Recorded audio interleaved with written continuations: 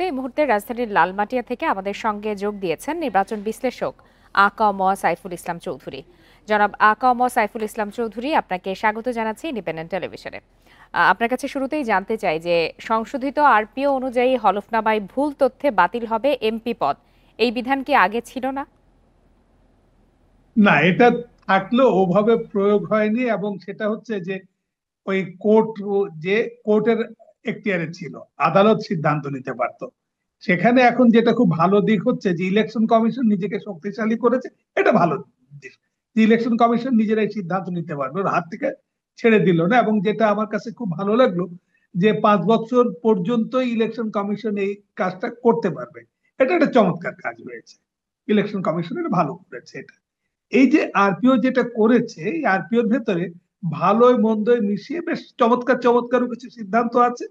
আবার যেমন একটা সিদ্ধান্ত যেটা হচ্ছে যে, যেমন প্রিজাইডিং অফিসারদেরকে সর্বময় ক্ষমতার অধিকারী করা হলো, আগেও তাই ছিলেন। এটা কি আপনার এই যে 17 বছরের ভিতরে এগুলো সব বন্ধ টন্ধ হয়ে গিয়েছিল। এটা ভালো সিদ্ধান্ত, কিন্তু আমার কাছে যেটা একটু অবাক লাগলো সেটা হচ্ছে যে আমরা দেখেন ওই বিগত সরকারের সময় সাঘাটা উপনির্বাচনে আপনার যে ইলেকশন কমিশন কিন্তু ঢাকায় বসে সাঘাটার উপনির্বাচনের অনেকগুলো কেন্দ্রের ফলাফল বাতিল করে দিয়েছিলেন। পরে হাবিবুল আওয়াল কমিশন এই কর্তৃত্বটা তাদের হাত থেকে বাদ দিয়ে দিয়েছিলেন। এটা তা আমার কাছে মনে হয় যে নির্বাচন কমিশন খুব বুদ্ধিমানের মতন যেটা করেছেন, যে তারা প্রিজাইডিং অফিসারকে সর্বময় ক্ষমতার অধিকারী বললেন, রিটার্নিং অফিসারকে ক্ষমতা দিলেন, কিন্তু তারা কিন্তু নিজেরা যে এই কর্তৃত্বটা প্রয়োগ করবেন কি করবেন না এটা বললেন না।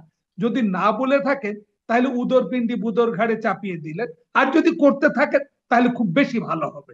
এই সিদ্ধান্তটা নির্বাচন কমিশনেরও সিদ্ধান্ত নিয়ে এখতিয়ারে থাকা উচিত যে যে কোনো নির্বাচনের চলাকালীন অবস্থায় বা ফলাফল ঘোষণা করার আগ পর্যন্ত নির্বাচন কমিশন নির্বাচন বাতিল করতে পারবে। যেমন ভাবে যেমন ভাবে আপনার হচ্ছে মিথ্যা হলফ দিলে পারে, হলফনামা দিলে নির্বাচন তার বাতিল করবার এখতিয়ারটা যেমন হাতে রেখেছে, এটা বোধহয় হাতে রাখা উচিত ছিল নির্বাচন কমিশনের। খুব স্বাভাবিকভাবেই একটা প্রশ্ন আসছে মাথায়, সেটি হচ্ছে যদি হলফনামায় ভুল তথ্য দেয়া হয় সেক্ষেত্রে এমপি পদ বাতিল হবে। যিনি ভুল তথ্য দিলেন তিনি যদি নির্বাচিত হন তখন তো ইনি ক্ষমতাসীন লোক। নির্বাচন কমিশন আসলে কতটা তার বিষয়ে তদন্ত করে ব্যবস্থা নিতে পারবে বাংলাদেশের প্রেক্ষাপটে? এইটা এটা নির্ভর করবে যে নির্বাচন কমিশন নিজে কতটা নিজেকে শক্তিশালী হিসেবে ভাববে। তা আমরা আশা করব যে অতীতের যে অবস্থা এবং মাঝখানে আপনার একজন বিগত চিফ ইলেকশন কমিশনার যে হালটা হয়েছে, তারপরে বোধহয় আমাদের এখনকার নির্বাচন কমিশন তাদের যে আপনার শক্তিশালী যে ভাবটা, এটা তারা হয়তো প্রকাশ করবেন, প্রয়োগ করবেন। এটা আশা করতে দোষ নেই যে এটা করবেন। এটা অন্তত কাগজে কলমে তো থাকলো, তারপরেও সাধারণ মানুষ বলতে পারবে যে আপনার হাতে কর্তৃত্ব আছে, আপনি কর্তৃত্বটা প্রয়োগ করছেন না কেন। অতএব এই সুবিধাটা তো অন্তত হলো। জি, আরেকটি বিষয় জানাবেন যে আইন শৃঙ্খলা বাহিনীর সংজ্ঞায় যুক্ত হয়েছে সশস্ত্র বাহিনী, এই বিষয়টিকে একটু যদি ব্যাখ্যা করে বলতেন।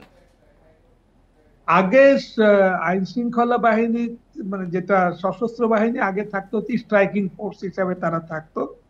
তা এখন আমাদের অবস্থা যেটা হয়েছে যে সাধারণ মানুষজন আমরা এখন পুলিশকেও আর ভয় পাই না।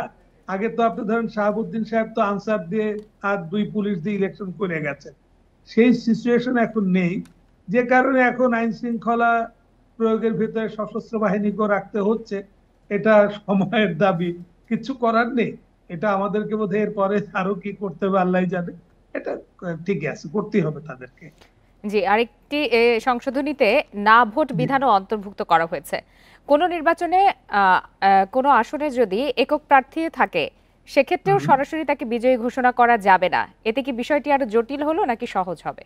আচ্ছা, এটা মজার ব্যাপার হচ্ছে কি, আমাদের দেশে তো বিরাজনীতিকরণের একটা প্রক্রিয়া চলছে, এবং যারা সুশীল সমাজ বলে দাবিদার, যারা রাজনীতির বাইরে, তারা রাজনীতিবিদদেরকে ছোট করার যত রকমের চেষ্টা করে যাচ্ছেন।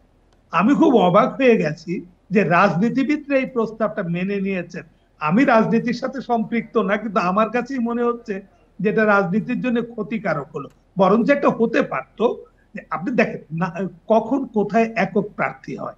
একক প্রার্থী কি আপনার যে 2014 নির্বাচনে একটা ঘটনার কারণে একক প্রার্থী হয়ে গেছে বলেই যে একক প্রার্থীটা খুব খারাপ জিনিস তা না।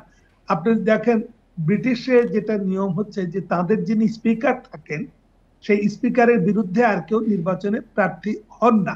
এটা তাকে যে একটা তিনি সম্মানীয় পদে, অতএব তিনি বিনা প্রতিদ্বন্দ্বিতা নির্বাচিত হন। তো এগুলোর হচ্ছে ভদ্রতা। তা আমরা যদি এখন মনে করি যে না আমাদের মধ্যে কোনো ভদ্রতাবোধ থাকবে না, আমরা একেবারে সবকিছু খালি লড়াই লড়াই লড়াই চাই করব, এটা হয় না। বরঞ্চ একটা কাজ নির্বাচন কমিশন করলে করতে পারতো, সেটা হচ্ছে যদি প্রার্থীর সংখ্যা, এমন তো হতে পারে কোথাও কোনো প্রার্থী নাই, আপনি কি করবেন? একক প্রার্থী যেমন হতে পারে, কোনো প্রার্থী নাও হতে পারে, কেউ নমিনেশন সাবমিট করলো না, সেক্ষেত্রে এরকম নির্বাচন কমিশন করলে করতে পারতো যে মনোনয়নপত্র প্রত্যাহারের আগে 2-1 দিন আগে একটা সময় দিয়ে যে তারা নতুন করে কেউ মনোনয়নপত্র দাখিল করতে পারবে। জি। কিন্তু না ভোটটা আমার কাছে খুব মনে হয় যে এটা একটা তথাকথিত যারা আপনার হচ্ছে এই খুব বিদগ্ধ লোকজন, তাদের একটা রাজনীতি বিপক্ষের একটা সিদ্ধান্ত। জি, জনাব সাইফুল ইসলাম চৌধুরী, আপনাকে অসংখ্য ধন্যবাদ আমাদেরকে সময় দেওয়ার জন্য।